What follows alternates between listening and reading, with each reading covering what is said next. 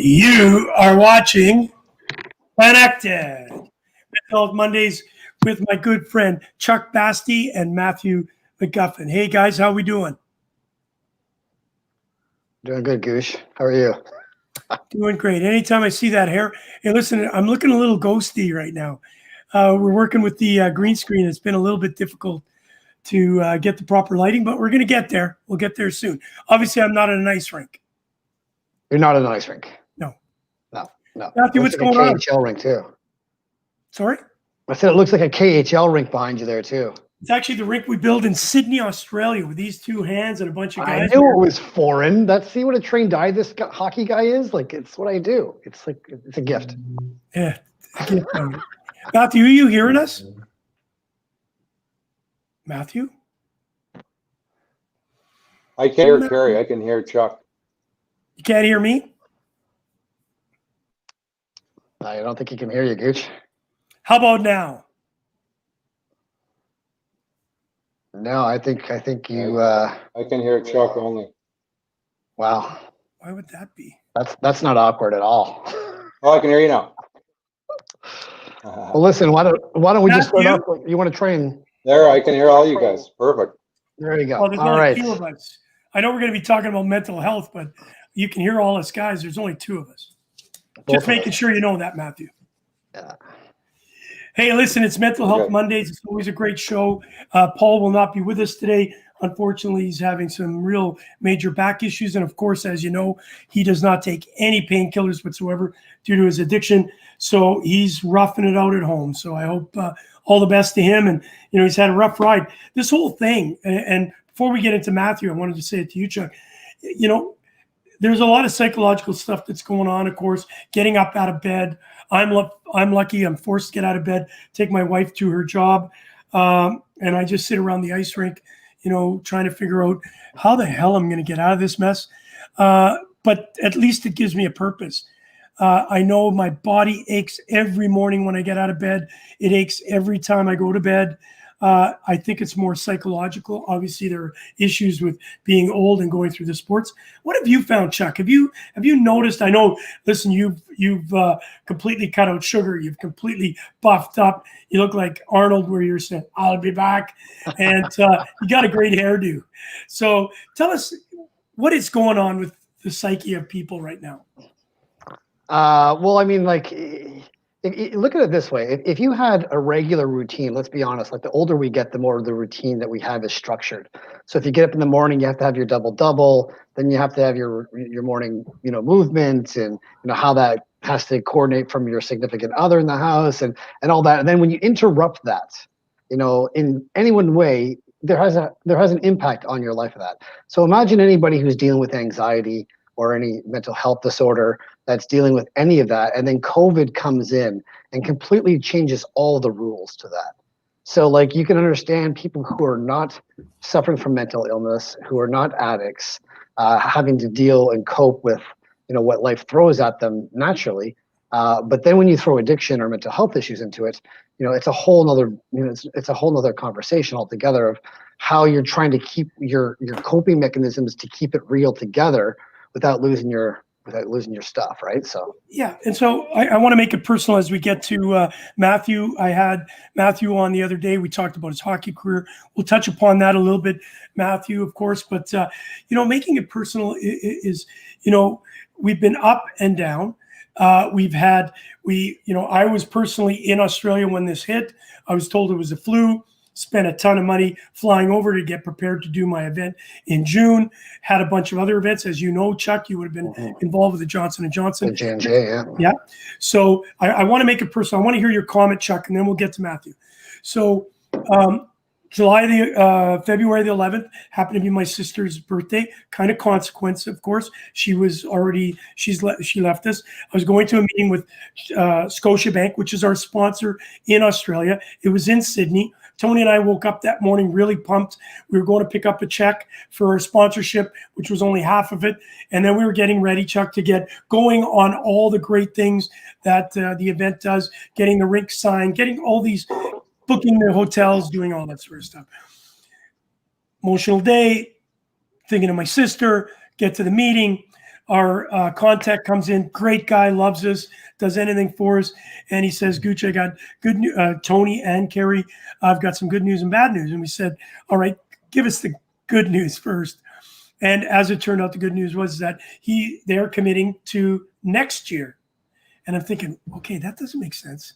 What's the bad news? So the bad news is we're going to have to pull back from this year because that flu that everybody's been talking about is far more serious than what we have heard. And it looks like we're going to have to postpone the tour this year because our Asia Pacific office has closed down. Then all hell broke loose. Explain to me how I get back. I'm always upbeat, always positive, but I'll tell you the last week it's been a little more difficult just for the simple fact that we've gone like this, and I'm sure everybody's going through it. And we were making more plans, and now it's shelved.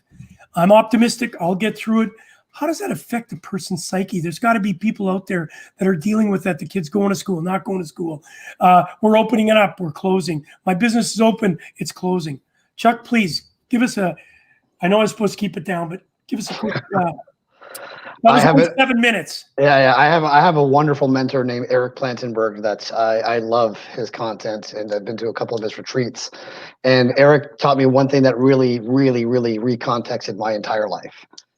He's like, there's 3 types of business in this world. There's my business, there's your business, and then there's God's business. I can control my business, which are my thoughts, my feelings, my emotions, all my reactions, responses. I can't control what you do. I can't control how you do it. I can't control God's business. If it starts to rain outside, that's God's business. That's way out of my control. So basically what I do know is I can control my business. I have another theatrical mentor as well, and his name was Larry Gilman. And he used to say, when life throws a curveball at you, look at it like you're an actor in a play or in a movie. And the director was up all night long with the screenwriters behind the stage. And they said, hey, listen, you know that scene that you memorized all your lines for? Yeah, good news and bad news. The good news is we've scrapped that entire scene. The bad news is you have to learn these new lines. As an actor, you wouldn't say, oh, no, I'm an actor. I've already earned these lines and learned them and memorized them. You would just have to adapt to the director. And the director, in the sense, is whatever you want to call God, universe, source, life, whatever. Pick the word that works for you. And as the universe goes, we are egocentric human beings. We seem to think everything revolves around us and our life and our plans and our thoughts and our feelings, and it has nothing to do with us. We are just a fraction of that equation. So what I do know is when life hands you this, you can say in that minute, in my situation, if I were you, I would sit there and say, all right, I'm going to take a minute. I'm going to give myself 5 minutes to be angry, upset, frustrated, disappointed, any emotion that's going to be naturally occurring to me because I'm human. I'm having the human experience of disappointment, expectation not being met, agenda not being fulfilled, because we see things going the way we see them going, and the universe doesn't work that way.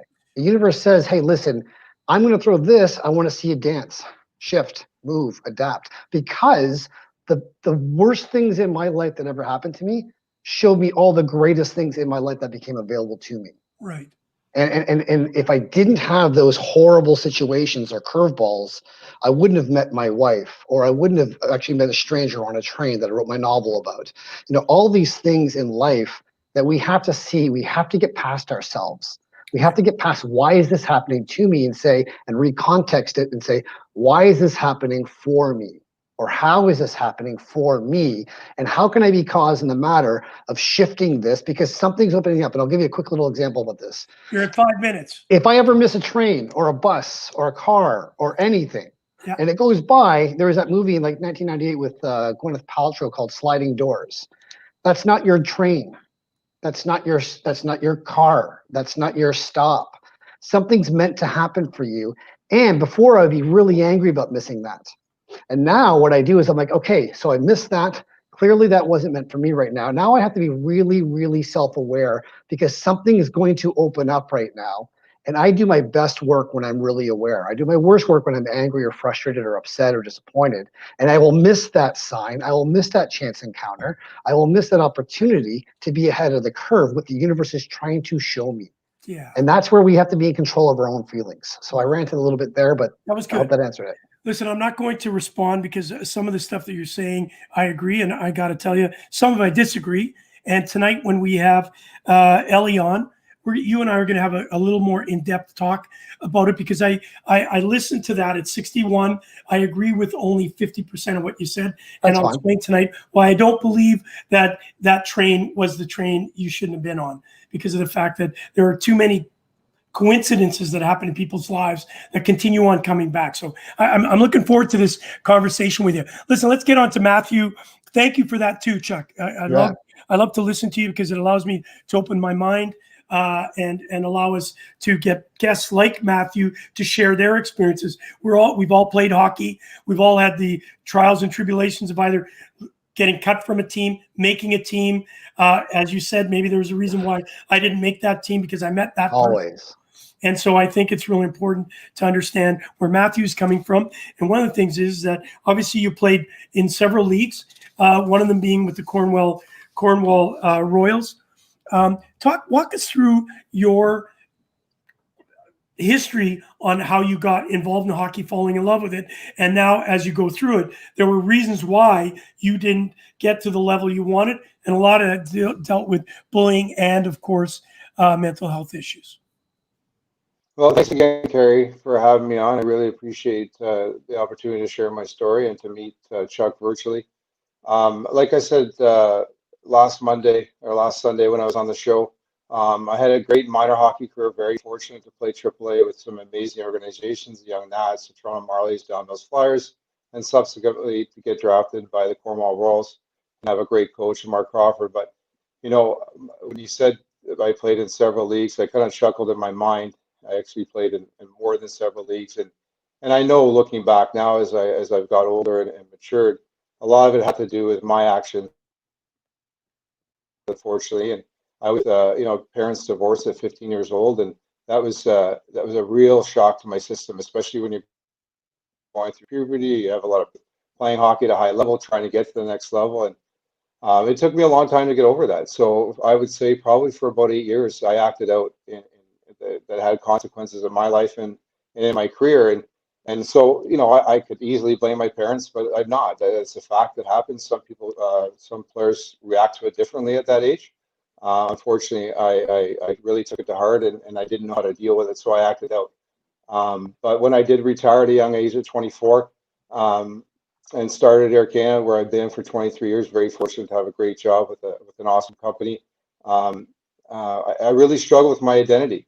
And my identity was in hockey. I was a hockey player, Matt McGuffin, the hockey player. And when I was just an employee number at Air Canada, it was a real shock to the system. And it took me a long time to really find myself as a human. And I really struggled. An amazing family, amazing friends that have really grounded me. And, I have coping mechanisms now that I hadn't had in the past. I go for walks 6 days a week to get fresh air and exercise my mind, and I find it beneficial mentally and emotionally and physically.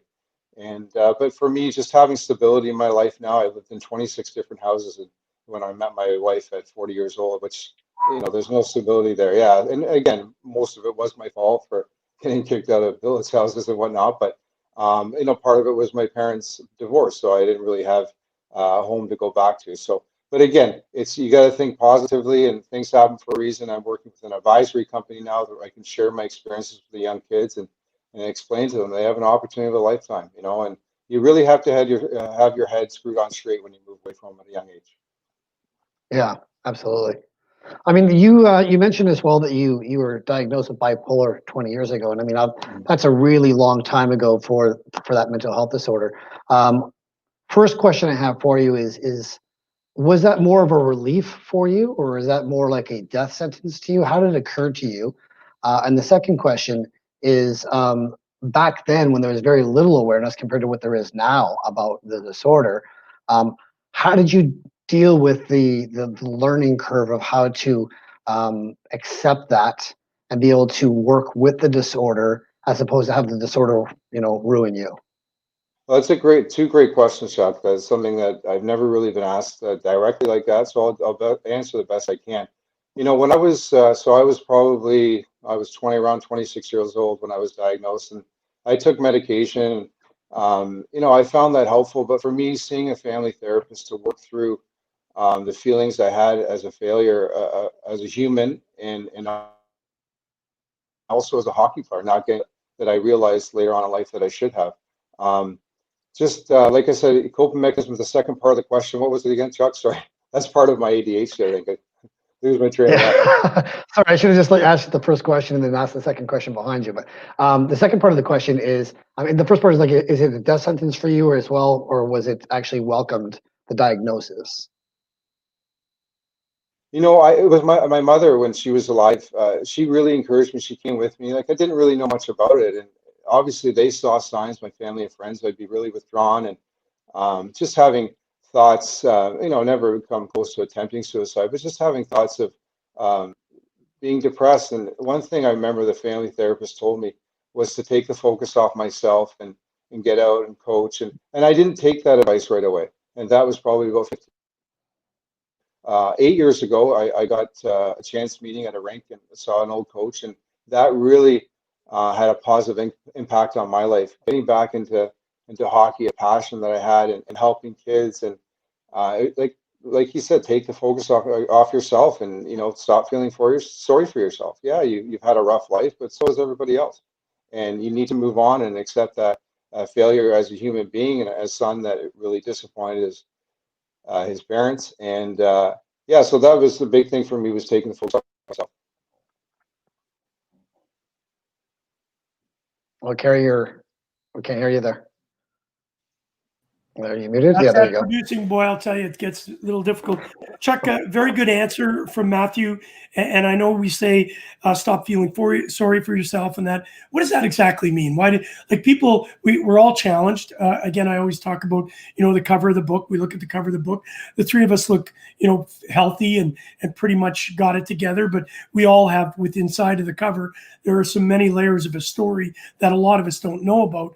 So feeling sorry for ourselves is one thing, but when things are over the top, like overwhelming, like you say, it's God's treatment or God's decision, with the epidemic that we're having now, both of you guys, I'm sure, have felt it. And are you feeling sorry for yourself? I don't believe so, but that still doesn't make you able to change anything that you're doing, because, a week ago, we were on top of the world again, and then all of a sudden it's been taken away from us again. So how do you even plan for that? And Chuck, how do you feel? How do you build up that resistance to be able to keep being knocked down? Not in a long, life's a long journey.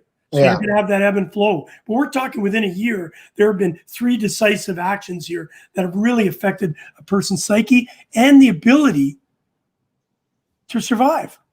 Look at it just like you'd be a coach in a game. Like, there's ups and downs, and there's 3 periods.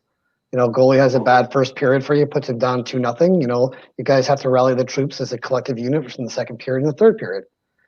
Life is never. People who say life is easy they're selling something, because life is just not easy. Like, it's always going to hit you. It doesn't matter how hard it hits you. It matters how fast you can get up and keep taking action moving forward. So, like, when you say COVID comes up, if it wasn't COVID, it would be something else. I promise you, life always gets in the way. And they always have the saying, if you want to make God laugh, tell him your plan. Because, that's the first way to get shit on, because it'll never work out the way you think it should, nor should it. And we have this crazy expectation and unmet realization that our plan is the work. I tell you one thing, I know my plan never works. I know my theory isn't right. But when you say you agree with 50% of it, that's fine, because I know that it's not right. But what it does is it contexts that for me in my belief system. So my head can turn it around and say, okay, remain calm, breathe. This isn't the end of the world. You can take action. This is nothing. You've gone through this before. You can do it again. And when you get that small wins and that confidence, you can actually start to take more action. And like I said, I know that my belief system isn't right or isn't truthful or it doesn't work, and I can't prove it. But what it does do is, and this is what we should all do for ourselves, is create a belief system that works for you. That's right. If it works for you to take action, to get up in the morning, to call your mother, to take your meds, to change your attitude, to context things again, then it works for the world. And that's what I say. Yeah, and I like that. And that, what, as we look at the United States right now, there's Republican and there's Democrat. Yeah. So you can choose either way. With you and I disagreeing, or not disagreeing, but me listening to you talk, and I'm going to ask Matthew this question, that it's great to understand other people's coping mechanisms or abilities to do exactly what you said. Not everybody can do that. Yeah. And so how do we answer? It's like when you go to AA, not everybody, AA doesn't solve it for everybody yet. We push everybody towards that. Yeah, so it's a muscle. Yeah. Sorry? It's a muscle. You have to keep going to the gym to work on your muscles, with your mental toughness. It's a muscle as well. It's an acquired muscle. You have to keep working it and keep working it. And that only comes from, like, Stephen King has a great thing. When I started writing my books, he says there's only 2 ways to become a great writer. And there's only 2 ways that I know of. Like, one is to read more and one is to write more. And if you're not prepared to do that, you can't be a great writer. And it's the same thing with mental toughness. If you can't, work against the obstacles that life puts in front of you, those are your opportunities to strengthen that muscle. That's the only resistance you're going to find, because we all like our comfort zone. We're going to stick in that comfort zone. It's nice in an 80-degree pool. Nobody wants to get out. But like when life hands you something that you have to grow, then you have to move, and that's where you actually develop that muscle. Great. That's why it's so important to hear your perspective on it, because I know that you're very knowledgeable. Thank you for that. Matthew, I wanted to ask you, obviously, you've shared with us, opened up vulnerability. Of course, anytime that we, especially men, show some sign of weakness, people kind of get vulnerable, and you've got a lot of supporters here that are behind you and understand what you've gone through. Well, if you could give us one attribute of you now that has got you through it, as Chuck was mentioning, we have to build resilience towards some of these challenges that we get. What do you feel is your biggest attribute that's allowed you to do that? Well, I'm going to go back to my playing days as a minor hockey player and as a OHLer and a professional hockey player. My biggest downfall, I think, other than that I wasn't physical enough, but I wasn't mentally tough. I would show up for 3 games and have 9 points, and then I would disappear for 3 games. And at the time, I didn't understand that it was because I was not mentally tough. Now, when I was scouting for 6 years with the Kitchener Rangers, that's one thing we look for is consistency. And I strongly believe that comes down to mental toughness. 100%. I found it was so hard as a player, even as a young player, even as an older player playing professional hockey in England or in the minor leagues in Michigan, to be mentally tough and ready every game was beyond hard. And for me, and I know Chuck can probably touch on this after, but that would be the biggest thing. And I would say, now that we talked about my weakness, I guess the strongest attribute I believe now is that I'm more mentally tough, funny enough. And, it's thinking positively, being controlled, like Chuck said earlier, if your positive thoughts. And, a lot more people have it worse than us in third world countries or anything you think about. And you really have to count your blessings. I have a beautiful daughter and 2 stepsons and an awesome wife, my friends and my job now. And I really struggled with self-image and self-worth when I was younger. And not that I'm egotistical now or cocky, but I'm more confident now. And again, me getting back into hockey 9 years ago really gave me that opportunity to work on those attributes that I really struggled with as a kid. And I remember some kids in high school that I met, they said, I don't understand, how can you have bad self-image? You were popular, you were good looking, you were smart. I have no idea why I felt like that, but I just did.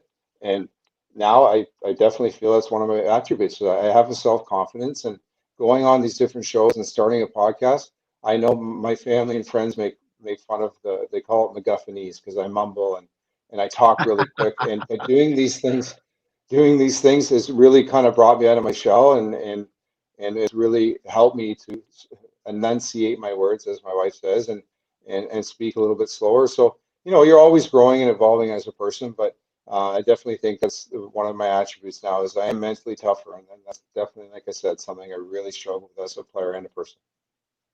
Yeah, you mentioned consistency, when you were talking about being a scout with the Rangers. I remember one time, this is like when I first started my podcast back in 2012, 13. I was sitting with Paul Hendrick at a morning skate at the Air Canada Center, and the Florida Panthers were playing, and Yager was on the ice. And one thing I love about Paul Hendrick is he's just a wonderful teacher. Like, he's just retired this year, and we're going to miss him dearly. But he took me, by the arm and said, "Hey, Chuck, watch this." And Paul was a meticulous person with detail. And he's like, watch Yager go up and down the half wall. He's going to take the puck. He's going to go on his backhand, and then he's going to go on the other side and go on his forehand, and he's going to check the bounces off the boards. Like, he's been in this rink for 20 years. He knows exactly what those are, but it's the small things that give you consistency, and the small things that give you consistency will give you small wins. Small wins collectively will give you bigger wins, more confidence. And sure enough, Yager goes up and down just like it is his routine. Pucks against did the exact same thing for 20 years, which is the reason why that guy was so consistent, and why he was such an amazing athlete, and why he produced what he did. But just exactly what you said, consistency. And if you could teach that to these kids, you'd be teaching mastery. Your thoughts on that? There's Perry. No, I was listening attentively with you, Chuck, and none of us here are doctors, as you probably noticed. But I'll tell you what, you're the closest thing to it, Chuck, because I really like your analytical. No, seriously, I'm paying a compliment because I like the way you analyze things and you bring it down in layman's terms for guys like me to understand. And not that I'm a dummy, but yeah. I got to be honest with you. Until this year, with what's gone on, and listening to guys' stories like Matthews, we all played, and we've all had wins and loses and challenges throughout I was not able to take inventory until this year because I was so busy doing things and not having time for the voices to actually make sense, if I could say it any better. And your voice and how you're explaining it is helping me to not only rationalize some of my feelings, but also give me a thought of how to deal with them. So yeah, put it into context for sure. Exactly. So I want to go to you again, Matthew. The way you described the Jaeger thing is so important, Chuck, because I think, getting to the NHL is hard. Staying there is harder. Yeah. And being Yager, Gretzky, Crosby, McDavid. Mastery. Is even harder. Mastery, yeah. Yeah, mastery. But my thought to this is, and you've been around a lot of those, Matthew, a lot of players you've been around, Chuck, you've interviewed a bunch of these guys. Guys like McDavid, Crosby, Gretzky, everybody, God gift talent.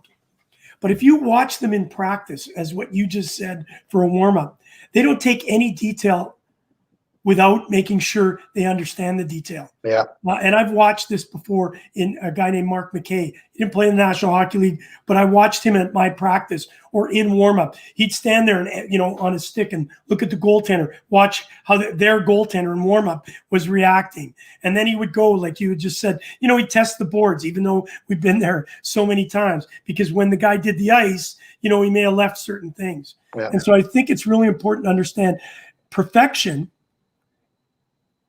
is about what you just talked about with Jaeger.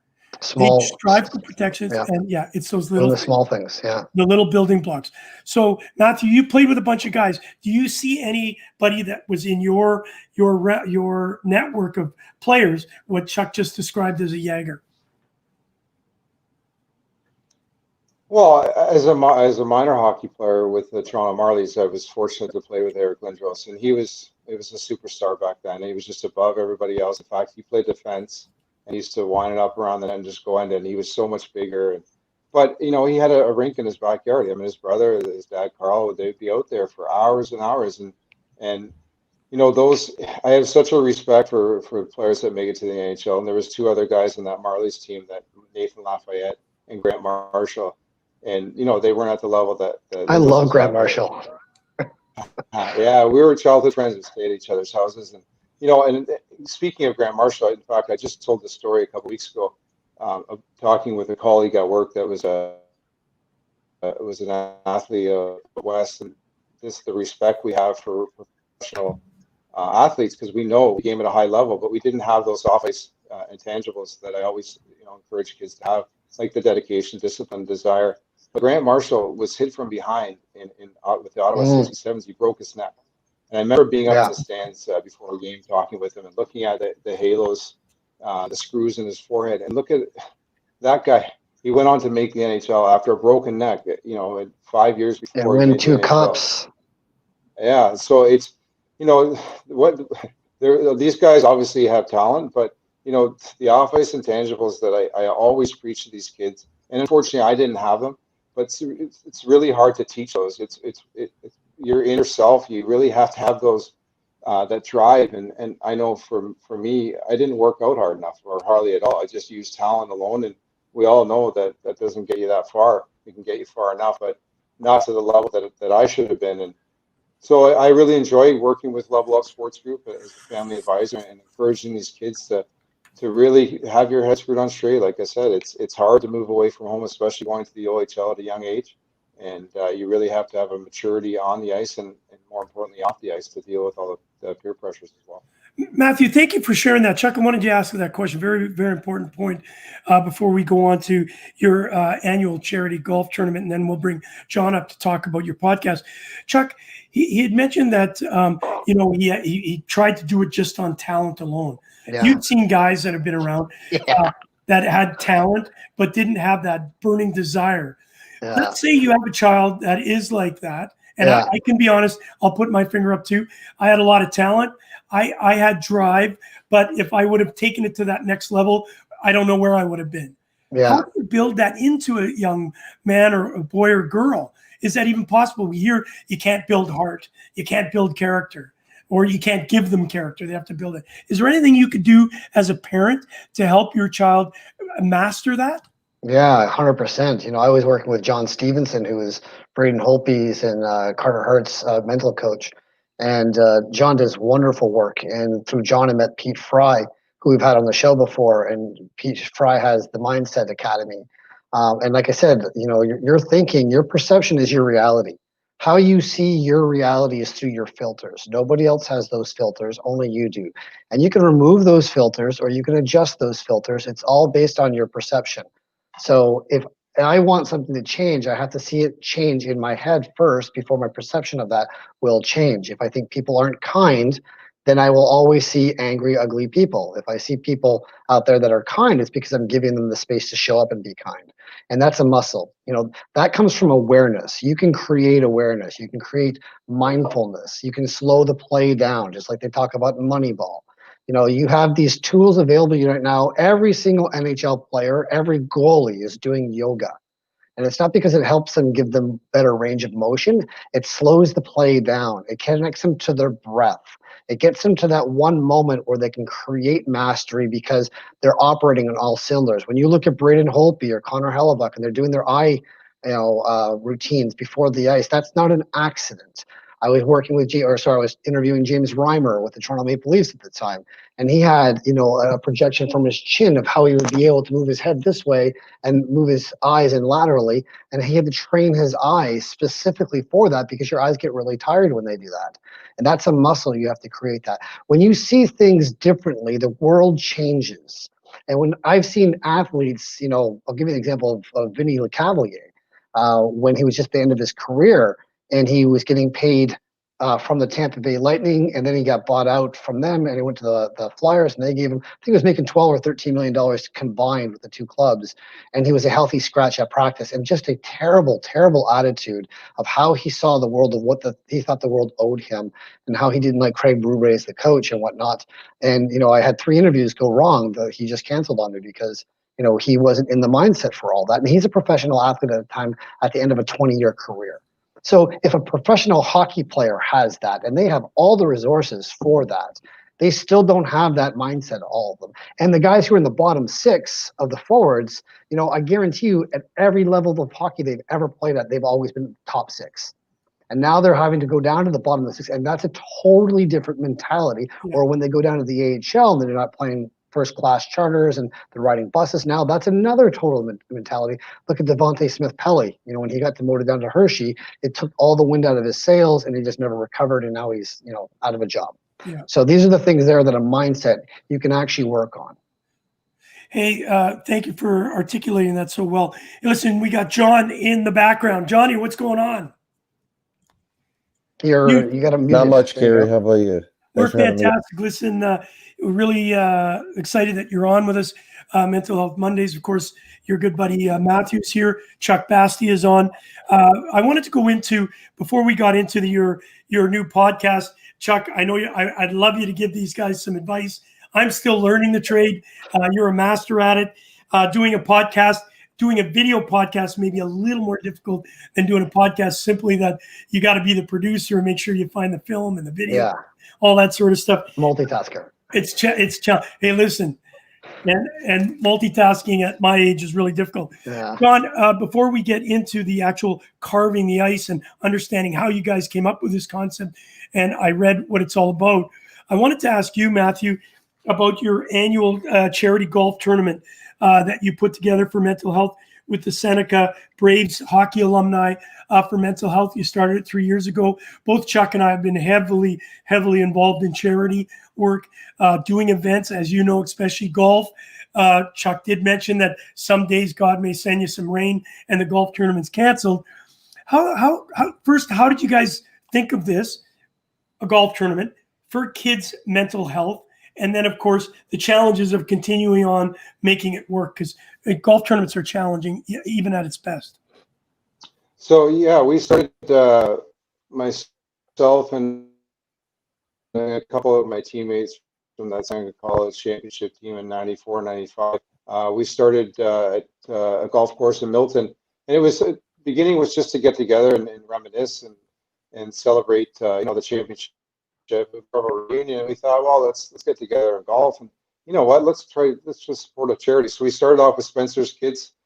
Dave McFadden founded a charity our first year, and they contributed to the House League in Orangeville for kids that can't afford to play hockey. The second year, we brought on another charity to go along with Spencer's Kids that helped supported mental health with youth in sports. And then the third year, which was our big year, we had over 100 golfers.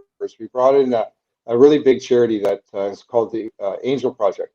And the founder, Lizette Kingo, her son is a current Peterborough Peach draft pick. They have Victor Mete and Doug Gilmer as Angel ambassadors. And they support complex care patients, people that are sick in the hospital, that friends and family have basically disowned and don't really have the basic necessities of life and kind of overlooked. And so we brought them on last year in May, and unfortunately we had to shelve the tournament for now.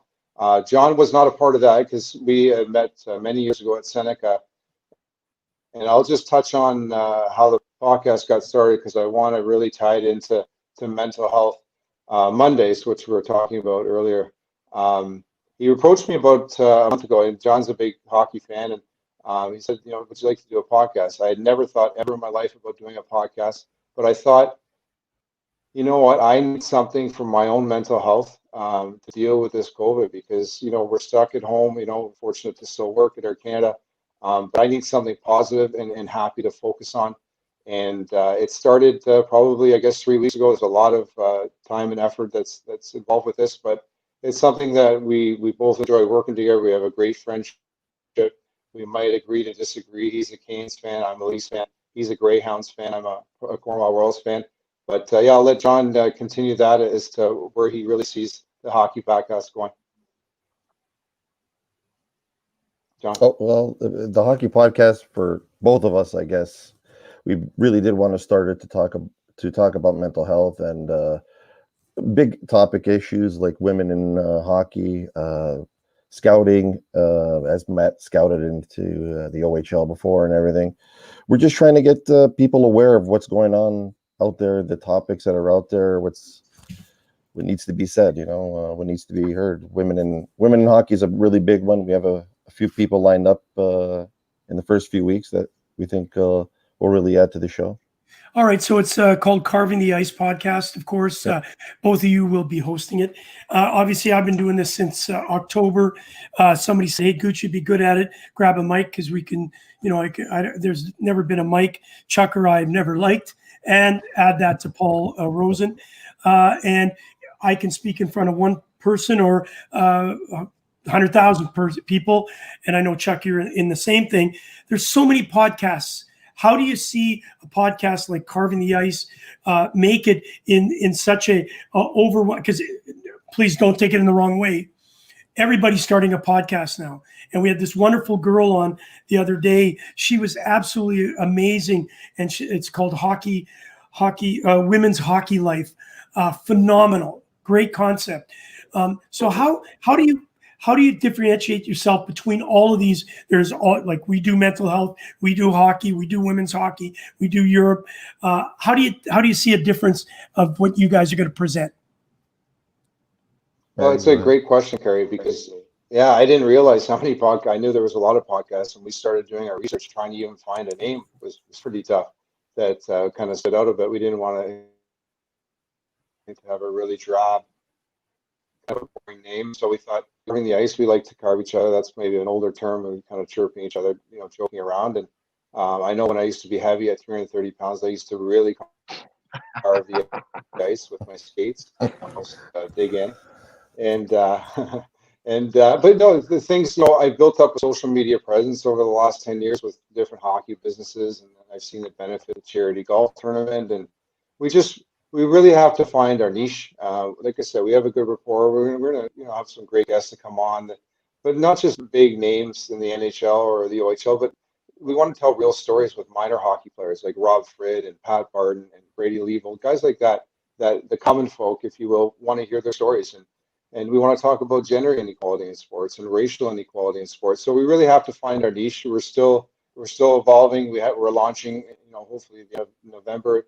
But as you guys know, there's so much work involved, and we don't consider it work. That's an amazing thing about this, is that we have full-time jobs and families. We're doing it because we love to talk and we love hockey, and we have a lot of connections in the hockey industry. So. Yeah, absolutely. So if you guys have any advice, you can tell us on air, or we can talk off air. And we definitely want Chuck and Kerry and Paul to come on as well to tell their stories and promote whatever they feel they want to promote. Well, I certainly don't give advice. So one thing, because if I did, who would listen to it anyway, right? But I started podcasting back in 2012. I've been lucky enough to have enough relationships with Mike Gartner and Mark Osborne and Chris King and Jeremy Roenick and Paul Henderson, and have them all on my show and be able to talk, not about hockey, because to me, having the human experience has nothing to do with hockey. What we want to do is we want to use hockey as the hook to be able to connect to people more fully about their human experience, and it's all about storytelling. Storytelling. Everybody has a different perspective. And a perception of how they see the world through their stories. And I think if you can share that to people in a way that they can relate to, your podcast, doesn't need to be successful. It will be impactful. That's the most important thing. So I would say if you want to look for impact, and it sounds like you're already on the right path, because you have that concept already. I don't talk hockey with the guys when I'm down in the dressing room. We talk about the charities that these support. We talk about mental health awareness. We talk about diversity and inclusivity. We talk about giving back to communities, because these are the things that these players who are playing hockey for 1 hour or maybe 3 hours a day are really, they're hockey players. And in Toronto, they get this backwards, but they seem to think that they're hockey players first and human beings second. And it's the exact opposite. They're human beings first who happen to play hockey really well with some really great stories. And when you want to take away the pucks in deep in the 18 minutes a game and no I in team, you can get to sharing that story. And I think if your podcast can do that, like I said, it doesn't need to be successful. It just needs to be impactful. Absolutely. You're listening to Mental Health Mondays with Chuck Bastie. We're really excited to have Matthew and John on talking about their new podcast coming up, Carving the Ice. Now I get why it's called Carving the Ice. I apologize. I didn't know you weighed 350 pounds. I'm close to that now. So, 330, Kerry, 330. I've actually, be realistic, I actually went through ice in Germany. It was a pond hockey game, and I actually went through the ice. So thank God it was a very, very thin pond. So you're getting heavy when you start breaking the ice. I've had the pleasure of playing with him, so I know he can really carve the ice at 330. Yeah, good. Yeah. Well, I know, Chuck, you say you don't give advice, but the way you present yourself, you actually give us advice of being able to command confidence and being able to deliver the message. And you're right. We're learning as we were going along. Paul and I, fumbled through it because everybody thinks just pick up a mic and you can do it. So the advice is be yourself, no question. That's number one. Be authentic, yes. Yeah. And most importantly, don't care about the critics, because you'll get a lot of them, and just move forward with your ideology. And the ideology is, listen, the game is great, but the game presents far more than just the actual sport itself. All these things, and Chuck, you said it best, we're humans first, and I can bring it to you to understand that. Playing in Germany, of course, and you played overseas yourself, Matthew. You know, as a Canadian in Germany in the late 80s, Canadians were idolized. If you were a Canadian, you didn't even have to be a good hockey player. As long as you signed some autographs, they loved you. And so while I went through this, I was asked to go to schools and talk, and my German was very broken at the time. And I'm in making a conversation, and I was to talk about Canada, right? Why do people live? Most of Canadians live from the border of the United States 200 miles away. That's it, right? It's a really low-level hanging fruit when you think about it. So I'd be telling the stories, living in Winnipeg, 9 months a year, I'd be skating to the school because, it was always frozen. And one of the girls, they had an opportunity to ask questions, and I explained everything. And the girl put her hand up. The girl must have been, like, I was, 13, 14 years old. And she put her hand up. And in Europe, I don't know, Chuck, if you know, but they'll say your name, and they automatically have the age. So it'll be Kerry Goulet, 39. And then if you're an athlete, they'd always say how much you made, right? Oh, right. Wow. Not in every article, but specifically in the sports magazines. So this young lady knew how old I was and knew how much money I made because she was a fan and her father was a fan. And she asked me this question. She said, Kerry, I don't get it. My father's a brain surgeon, and he and I have had this conversation many times over dinner, and very, very smart girl. And she said, I just want to ask you this question. Why do you make more money than my father? And I was taken back at it because I was playing third division ice hockey. And I looked at the teacher because my German was not good enough to answer. And I said to her in English, how do I answer this question? And it took a few minutes. And then I turned to her and said, okay, I know I got this. Can you translate it for me? And I said, the only difference between your father and myself is the fact that he saves lives. And all of my sport is to entertain lives. And 10,000 people come and pay $100 to watch me and the other people play. And nobody's watching your father because he's too important. And I left that, Great thinking answer. I thought it was a great answer. But when you really think about it, guys, and the question is to all three of you, and I'll let you go first, and then Chuck, and then Matthew, and then John, you can bring in your thoughts. Why do athletes, performers make more money than a surgeon that's keeping a person alive? Love to hear your perspective on that, Chuck. I'll keep this really quick so we can get to the other guys. But I believe, frontline service workers and teachers.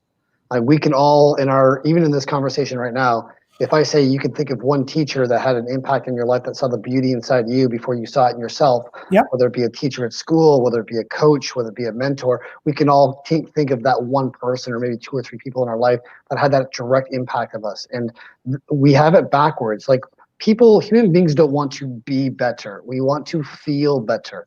And the reason why your surgeon's making less money than you did, because people want to feel better escaping their lives going to watch a hockey game than it is to go, get your brain operated on, which is a dire service that this man's performing and saving lives, but flies really under the radar because we're in a consumer-based world. And all we do is, we wake up in the morning, we go to work, we consume, we come back, we pay our taxes, and then maybe we get to have some time with our kids and our family to go to hockey or do whatever we want to do.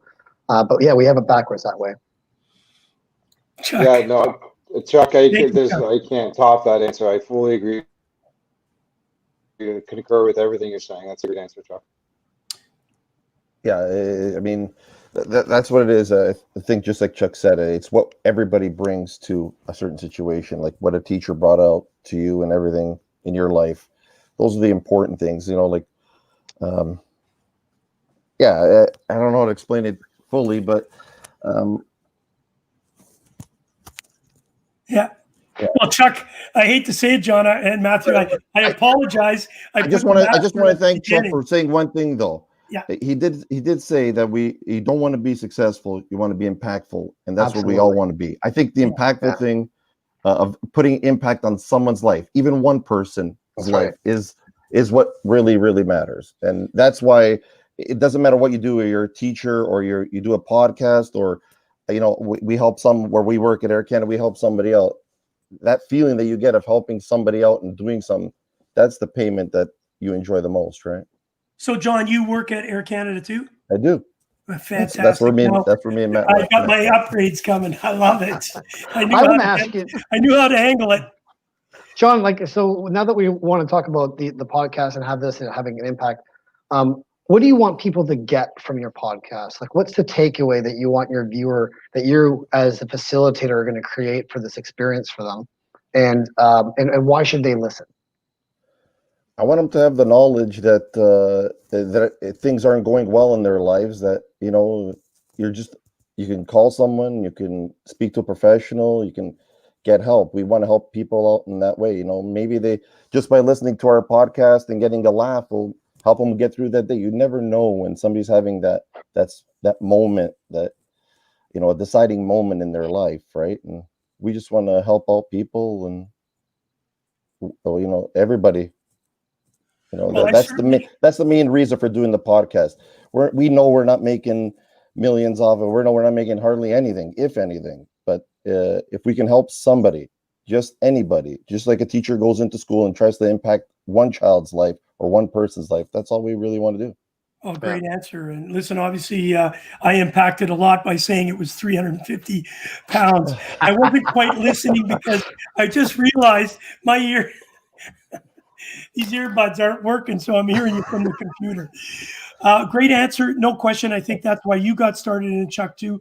I've been on your show. You're very professional, very articulate. You're very defined. Whereas Gooch Live, featuring Paul Rosen, brought to you by the Hockey News and Sports Illustrated, we're kind of just a mixed bag. You know, we're a bunch of emotional dudes throwing a bunch of stuff on the wall, and hopefully some of it sticks. And I think that's what's the difference between it, is that I learned a very valuable lesson from a buddy that broke his neck. I had to do his eulogy, and I was trying to figure out why was I picked, and what did his life mean to me. He impacted me, just like you said, maybe in a different way than a teacher or a coach. Because if you look back, Chuck, Matthew, John, you could look back to 2 or 3 people that really made a distinctive, like when you can say you had 5, you know, you're doing well. But when you could pick out 2 or 3 people that have really made an impact on your life, Robert Velfier was that. And I think what I learned from that is really what we're doing with these podcasts. And not only you're more than a podcast, because once you've delivered your message, you live it. Right? Chuck lives what he talks about. He just doesn't come up and there's a script and he reads off a bunch of stuff and then goes out and does the exact opposite. Chuck lives what he talks about. So what I learned from Robert was this: it's not what you collect along your journey, the cars, the apartments, the girls, the money, all the accolades, scoring trophies. It's what you give back that really is your legacy. And that's what he taught me, because he laid in a bed for 35 years and couldn't move at all. Yet every day I went there, he smiled and he said, "Gooch, how you doing?" You know, I could have sat there and I would have listened to him for an hour, berate me on how bad his life was. And so I think it's really important. Thank you for sharing that with me. Yeah, absolutely. Chuck, as these 2 young men endeavor into, I know you don't give advice, but how do you gain? You've got great response. You've written a book. Hey, we're both authors. Yeah. Yes. I'm still paying for the starving author. I'm not the Stephen King author at all. Although actually my book deal, I made 16 cents more a book than Stephen King did, which made me feel really good. It's all in the negotiations, Chuck. I made 17. Listen, what's really important is that I can't wait to see the movie that's going to be built out of your book, because Scott Hartnell's playing you for sure. There's no question. He's the only guy that doesn't think that we look alike. I mean, I've met Scott a half dozen times, and it's just like nothing. Like, and everybody else is like, "Can I take a picture?" Actually, we were on Hockey Night in Canada together, and we were talking, and one of the CBC guys took had a camera behind us, and we were taking us.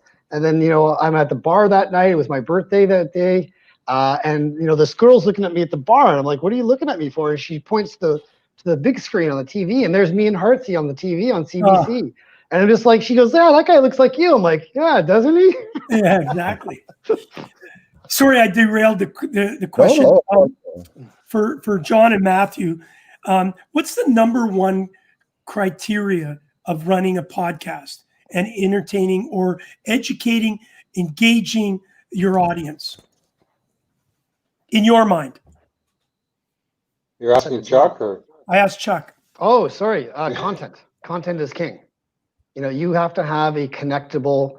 The way I look at this is like I don't give a shit of what I have to say.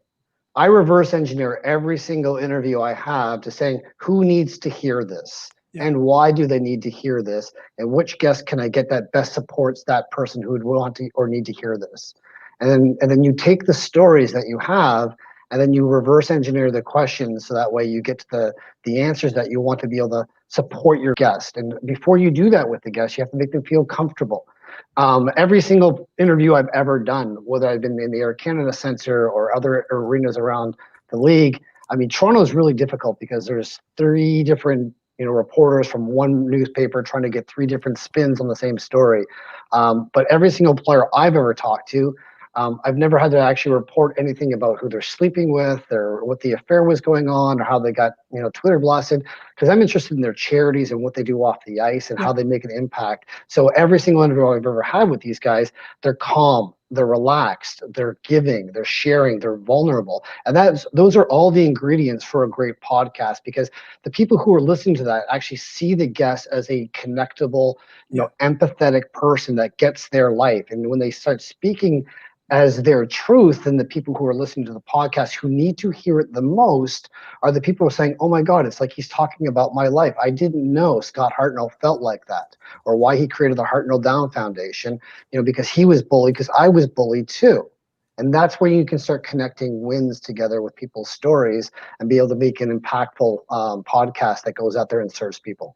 And not that I would ever do it, but I learned that lesson just recently with Zach Whitecloud, defenseman for Las Vegas Golden Knights. We all know what happened in the playoffs to him, and Scott Taylor had got me an interview with him. And as a report or as a interviewer, it's nice to get dirt, right? It would have been nice to say to him, hey, how did you feel after that? But I know had I got that, he may have not answered the question, but I know I wouldn't have had a very good interview with him, because I would have lost trust and probably respect from him. So what you've just said is so important, that you find out what's important for the person to take back from the actual question. And I'll one up with that with I mentioned Paul Hendrick earlier on in the TV show or the podcast earlier on, but one of the things I learned from Paul Hendrick was that Paul Hendrick never ever had a bad interview.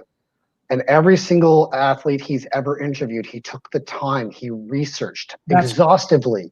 He took an interest in their personal life, knew their parents' name. Ron McLean is another amazing, example of this. He's got a savant memory to begin with, but on Battle of the Blades or Hometown Hockey or Hockey Night in Canada, wherever I go, Ron will ask me how my dad's doing or how my friends are doing, and he knows their names. And somebody he went to Lillehammer for in 1994, he remembers the father's brother's name. And when you can take an interest in people's lives, they will give you the best interview you've ever been able to pull out of them every single time, because they know you care. And that's the most important thing. Yeah.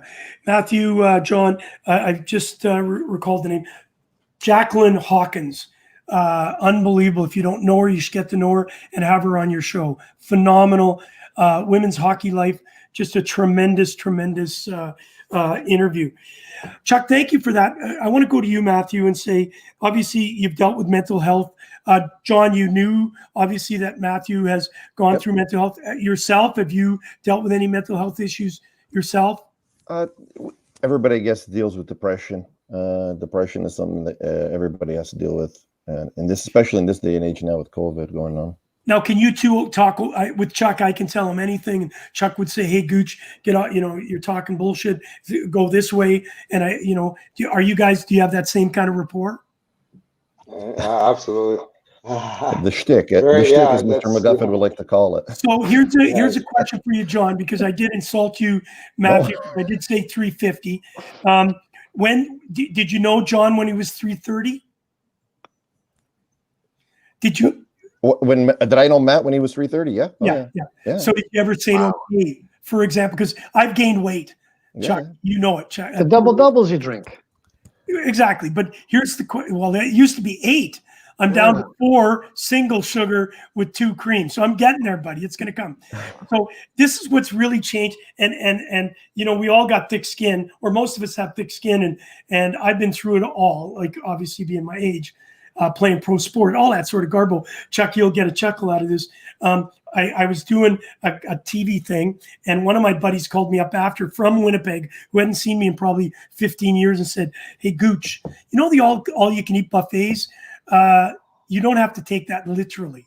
Yeah, that's all you can eat. No, but I didn't get it until I got home, and I was sitting with Tony, and I said, "T, help me," and she said, "Gooch, you put on some pounds, didn't you?" Yeah, that's all you can eat. Yeah. Have you been able to do that to him, John? Is that Matthew? Was there any issues that people,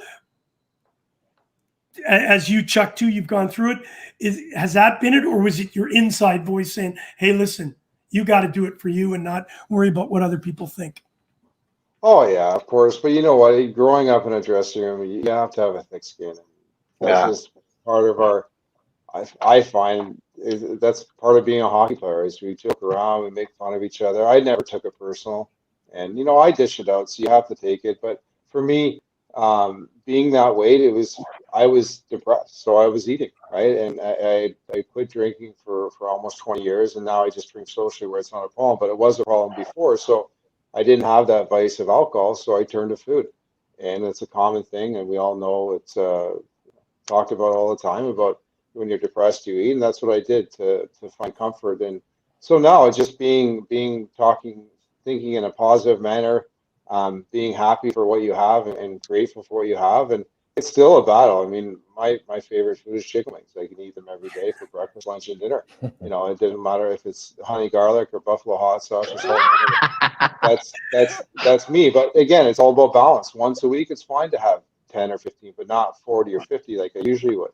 Yeah. Right. So, just, you have to have a balance. And, I find getting outside and exercising, I'm limited because of a back injury, but, I don't skate or golf anymore, but I find things that are interesting for me. I might play around a golf on my phone, things like that to kind of do a little bit of escape to get some me time. But yeah, I still have a desire to eat chicken wings almost on a daily basis. I hope you have 2 washrooms in your house if you're doing hot 40 chicken. or 50 wings. Wow. Chuck, I wanted, just before we let Matthew and John go, I wanted to ask you a question because Matthew did make a very good point. We've all got to have thick skin and we all throw the barbs back. But how much is too much? So, Chuck, I'm meaning that because, if you're resilient, Gooch, you put on too much weight. I take it personal sometimes, and I go home and I look in the mirror and I said, "Okay, tomorrow I got to make a change." Yeah. And tomorrow comes and I order that double. How much is too much that could drive somebody over the edge, rather than making, let's say, Matthew look at himself and say, "Okay, I got to do something about it," or can it drive him the other way? Yeah, there's people that I've either played hockey with or volleyball with. I went to Sheridan and Humber to play volleyball at the varsity level, so the same dressing room. Banter back and forth. It 100% relies on your relationship with that one person. And the way I come from it as this is I can get away, and I was the biggest loudmouth, chirpy guy on that volleyball court or as a goalie in net, even with the pros, I still chirp them, because that's just part of my personality, my game. But the thing is, it's the intention. That's the most important part of that. Every single person that I play with, that I have a relationship with, I always start the conversation with, "Hey, listen, it's never my intention to ever hurt you or demean you or condescend you or take away your power. That's not what friends do. Just because we're on a podcast doesn't mean we can't keep it light and funny. And, people like to laugh. Like, that's the most important medicine that we have out there. Yeah. So if you're chirping people for humor and, there's that, I'll play with Mike Gardner and Westgard Jarvis and Chris King, and they come in the dressing room afterwards, and I'll shut up and just listen to these guys chirp back and forth because it's world-class chirping. I mean, it's absolutely hilarious. And I'd lose 10-0 just to watch these guys go at each other in the dressing room. But they're all Bible thumpers there. They're big Christians and devout boys, and they love each other. And, I've never seen camaraderie with these guys because their intention is that they're always kind. They're always brothers first and foremost. And so with that context, there's nothing that they can say that's going to hurt my feelings. And I know that up front because that safety factor is there. And if you don't have that safety factor, you need to create that. And if you don't create it, then don't use it. Very, very well said. Listen, you're watching Mental Health Mondays with Chuck Bastie featuring Paul Rosen. Paul, unfortunately, is not with us today, having some back issues, but it's being brought to you by the Hockey News and, of course, Sports Illustrated. We're with and our good friends at Paramount Ice Management. Thank you, buddy. That's Paul He's got a Rosen's baby. line. Hang on. Jeff's not there today. He just had a 5-pound, 14-ounce baby. So we want to healthy baby. Do a shout out. Listen, just as we let you go, Matthew and John, I want you to have final words. Talk to us as we go out with the podcast. When does it start exactly, Matthew? We haven't picked an exact launch date, but it'll be somewhere probably in late November. November. But I want to say to Chuck, for somebody who didn't want to give a lot of advice, you've given a lot of good advice to so of you, Carrie. I want to really say that and mention that you gave some really good advice today. Thank you. Well, where can people find your podcast? Where can they go to search for it, and where can they find it? So we have a website set up right now. It's in the initial stages, but it's carvingtheice.com, and it'll be posted there and on all 4 of the main platforms: LinkedIn, Instagram, Twitter, and Facebook. We'll be doing a social media launch once we get our logos back from the artist and the graphic designer as well. I'm excited for you guys. That's obviously your first podcast is like they say on the movie Draft Day. Enjoy the day because you're never going to get drafted again. Like enjoy your first podcast because you'll never do it again. So listen, boys, we want to have you on the day before, if you don't mind, to push it in public. Appreciate that. Right, so you're going to keep us informed. Thank you. Obviously, we're going to be 2 of your biggest fans, and I know Paul's going to be really excited for you too. So it's just a podcast. You're not doing video. Not for now. We've been advised just to work out the kinks first, to do a podcast and then maybe eventually get into video. If I can loosen that. We're better audio guys than video guys, as you can tell. You're suggesting you've got voices for radio. Yeah. Hey, listen, Rob. You knew that was coming, guys. You knew that was coming. I was like slow motion. It's like, why is this taking so long? No, hang on, Chuck. If you tee up the ball, right? You gotta hit it. What do you do with it? You gotta hit it. Okay. Listen, before we go, Rob Frid, who's a big fan of ours, is saying, glad you're doing well, Matt. Good for you being so open. Obviously, we know that Rob has struggled a bit through his challenges. Many are discussing concussions and long-term effects. There just can't be enough right now, right? Because we've been so silent for so long. And Chuck was actually the first show or podcast that I listened to that really opened up, and your book was really the first time I ever heard a guy talk about having feelings, right? Yeah. And I think it's really important. No, I mean that not. No. Yeah, of course. I mean, like, here's the thing: is like we as men, we get a bad rap because it's like we are taught. My dad's in the military. So like I grew up not having to have feelings. Feelings for me were anger. And anger is just a symptom of a wounded boy. And we as men collectively, and Rob, I'm going to say this out to you, to Fritter out there, keep battling, because I see your stuff on Facebook as well. And, you're being vulnerable and you're sharing out there. And we need more people that are sharing like that authentically, because it's not weakness. Like this vulnerability is never weakness. Right. And there's only 2 emotions that connect human beings. Only 2. One is vulnerability and the other is empathy. And we as men were never taught to be vulnerable because someone's always trying to steal your house, take your job, steal your wife. And we have to make it look like we have to fake it till we make it. And that has an impact on our mental health, where we have to be strong, even though we can't be strong, and then we break. And then when we break, the toxic masculinity comes out inside of us, and then it destroys everything in our life, from relationships to businesses to trust. All these things you work your entire life for, you have one bad moment and that goes. So processing all these emotions and feelings and being able to work them all out, it's paramount to having peace of mind, to having closure, to having some sense of, self-respect and self-esteem and dignity. These are the things that men do the best when we're actually providers and protectors, when we have all these things in place. When you mess with that and you mess with our confidence and what we can do, then you're going to mess with everything around us. And that's just toxic. We don't want that. John? Yes. That was not advice. That was not advice. That was not advice. No. That was not advice. That was just my feelings. Chuck, yes. That was so well said, buddy. I tip my hat off to you. Fantastic. Got to do a little jab. There definitely isn't a chicken wing joint cup for ever so Hey, John, So, on You that get a lot note, of that on the podcast. on John, are you overweight, John? I am. Yeah. What's Actually, your, Matt's had a big transformation. I mean, if you go by this BMI scale that everybody has, I should be 177, and I think I'm 215. So me what and is Matt BMI? What is that? me and Matt are Chuck, Body mass index. body mass What is index. it? So yeah. body Your mass. So it's body your mass height. index. So I've got a great looking body for a 7-foot-year-old. Yeah, Yeah. maybe 8.5 foot person. Yeah, for sure. There you go, Like, Chucky. You should be talking. yeah. Hey, listen, I'm Yeah. sweet now. Are you kidding me? I've done 90 days of sweetness. Hey, Matthew, guys, how many pounds did you lose? honestly, you Well, got to that was take it. probably about 8 years ago. It was 330. I'm as of this morning, 213. Dude, that's an good entire Yeah. Backstreet Boy. Yeah.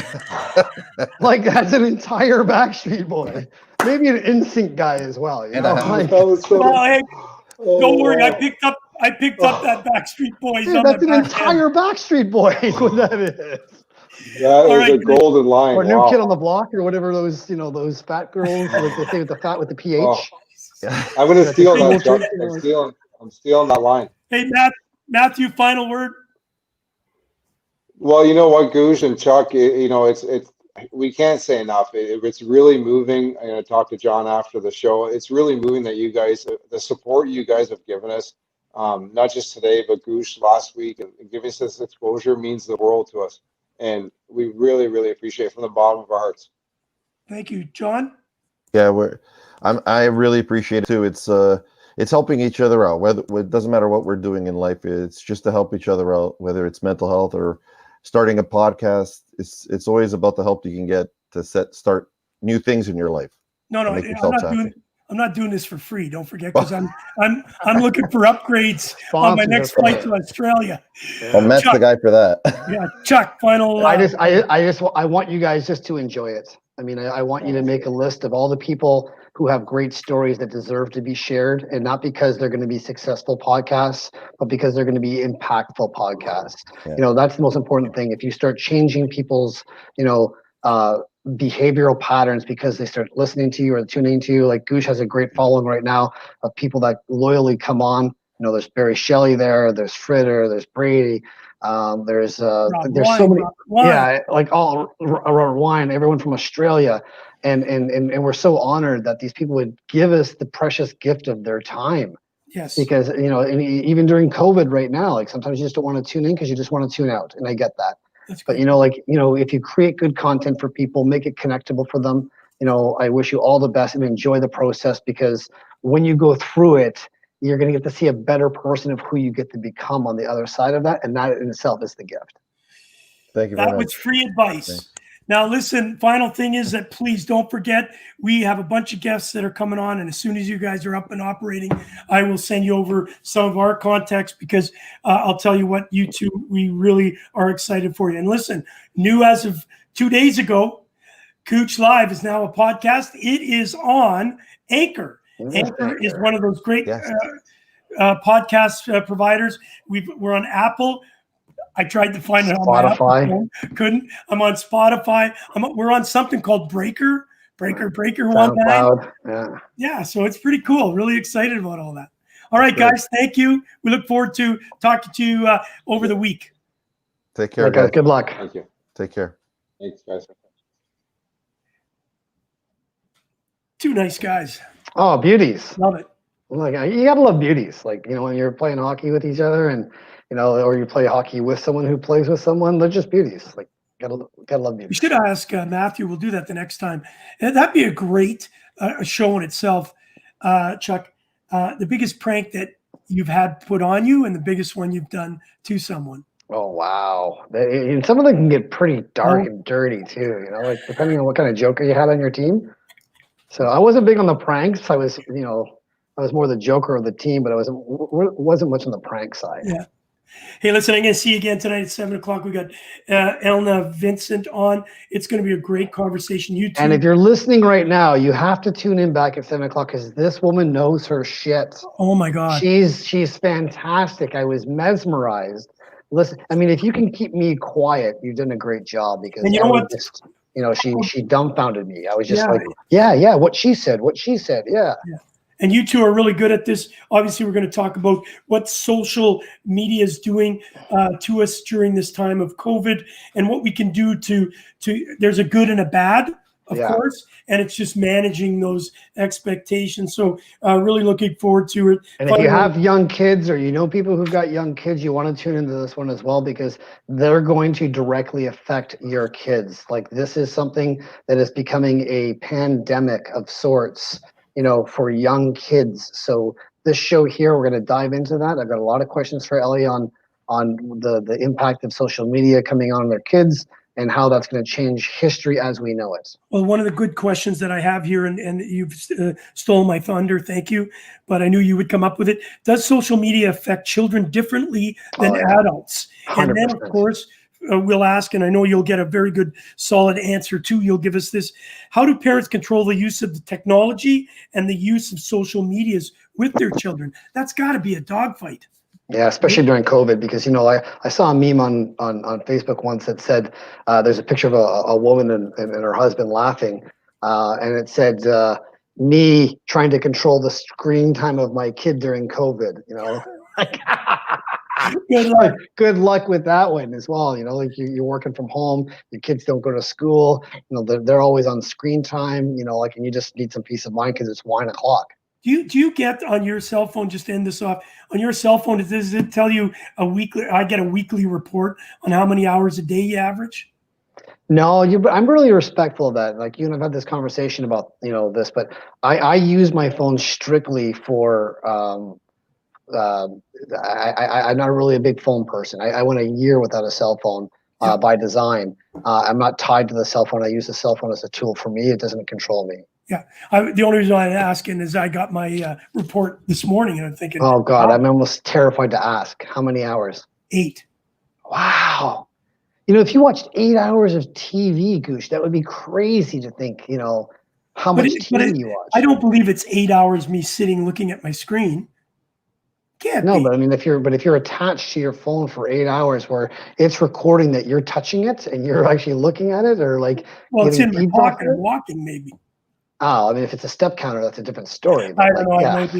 No, cool. Hey, listen, 7 o'clock tonight. Do not miss it. Mental Health Mondays special tonight. Talking with Ellie Vincent, Alina Vis. She is got it spot on, and I'm really. And bring your questions, viewers, as well. If you're going to tune in tonight at 7 o'clock, bring your questions. Like, if you have any questions, she will give you some great answers. That I promise you. All right, buddy. Thank you for being a part of it today. Really good job, and we look forward to having you on tonight at 7 o'clock. And for sure, looking forward to have Paul back in the saddle tomorrow. Yeah, feel better, Paul. We're thinking about you, buddy. All right, buddy. Okay, ciao, guys.